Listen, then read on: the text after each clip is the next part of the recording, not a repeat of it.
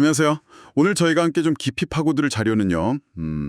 화이트박스 테스트 기법 중에 결정 테스팅이라는 겁니다. 이 코드가 특정 상황에서 이제 어떤 길로 갈지 딱 결정하는 그 순간들 있잖아요. 그걸 제대로 테스트하는 방법인데 공유해 주신 자료 보면서 핵심만 한번 짚어보죠. 바로 시작해 볼까요? 네, 좋습니다.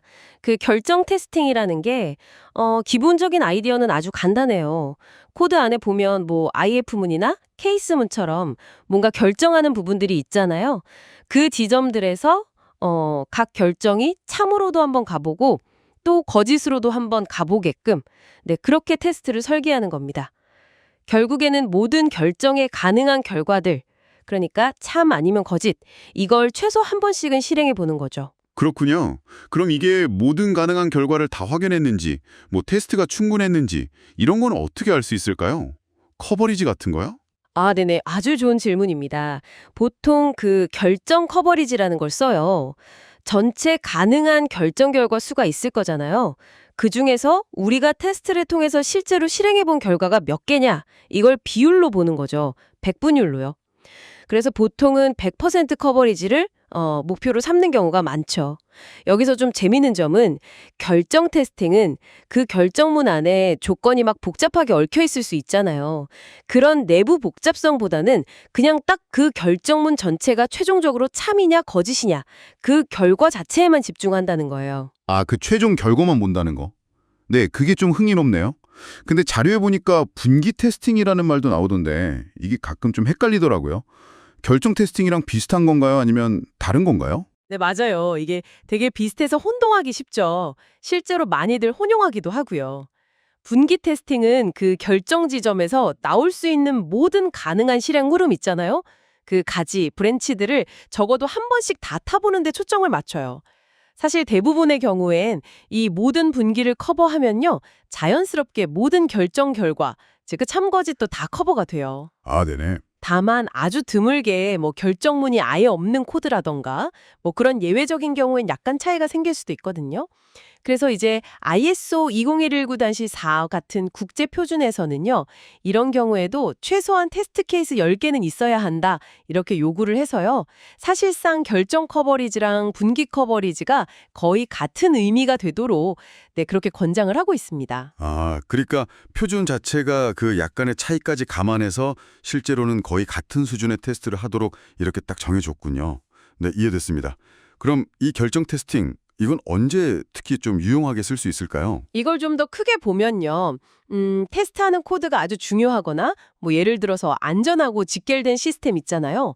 뭐 항공기 제어 시스템 같은 거요. 그럴 때 이제 결정 커버리지를 높이는 게 아주 강력하게 권장됩니다. 그리고 이게 꼭 코드에만 쓰는 건 아니고요. 결정 지정이 명확하게 있는 뭐 비즈니스 프로세스 모델 같은 설계 단계 문서에도 이 개념을 적용해 볼 수 있어요. 핵심은 결정이라는 구조가 있는 곳이라면 어디든 적용해 볼 여지가 있다는 거죠. 그렇군요. 근데 이게 아까 말씀하신 것처럼 최종 결과만 본다는 게 어찌 보면 효율적인데 혹시 놓치는 부분은 없을까요? 장점만 있는 건 아닐 것 같은데요? 네, 정확히 보셨어요. 그게 바로 결정 테스팅의 어떻게 보면 가장 큰 한계점일 수 있습니다. 예를 들어서 어떤 결정문 안에 조건이 여러 개가 막 복잡하게 얽혀 있다고 생각해 보세요.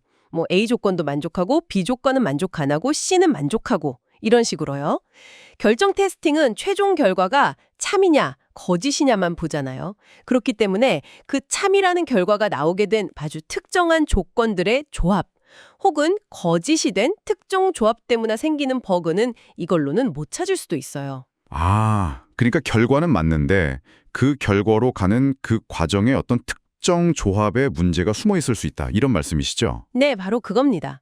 비유하자면 교차로에서 좌회전도 해보고 우회전도 해봤는데 하필이면 뭐 트럭이랑 자전거가 동시에 진입할 때만 발생하는 문제, 버그는 발견 못하는 거랑 비슷하다고 할 수 있죠. 아, 그렇군요. 그럼 경우에 따라서는 이 결정 테스팅만으로는 조금 불안할 수도 있겠네요. 네, 맞습니다. 바로 그런 이유 때문에 결정 테스팅보다 조금 더 깊게 들어가는 테스트 기법들이 필요한 거고요.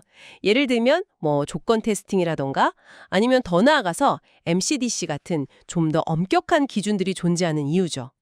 결정 테스팅은 분명히 중요하고 기본적인 단계지만 이것만으로 항상 충분하다고 말하기는 어려울 수 있다는 걸 아는 게 중요합니다. 네, 잘 알겠습니다.